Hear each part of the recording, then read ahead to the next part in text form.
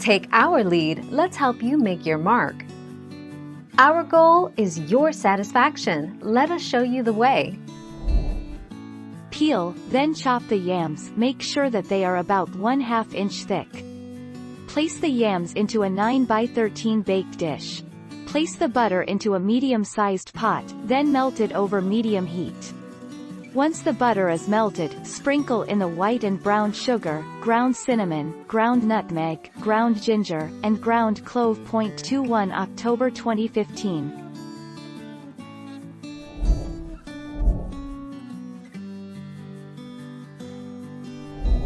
Let's help you make your mark. Melt the butter in a heavy skillet and add the sliced sweet potatoes. Mix the sugar, cinnamon, nutmeg and salt. Cover the sweet potatoes with sugar mixture and stir.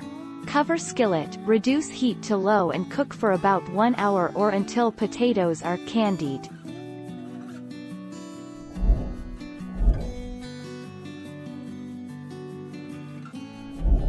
Let's help you make your mark. 20 to 25 minutes.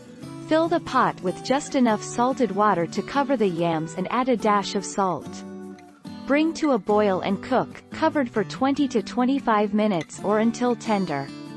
If you can pierce the flesh with a fork or knife, they're ready. The 21st of October 2020.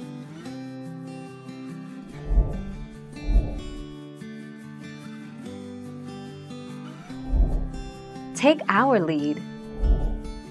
Why are my candied yams runny? The combination of brown sugar and butter should create a syrup when the yams are baking in the oven. Replace the butter in the recipe with clarified butter, ghee, which naturally has less water than regular butter. Combine the butter and brown sugar in a saucepan over medium heat. 17 November 2018. Thank you for watching. Please subscribe and hit the bell notification.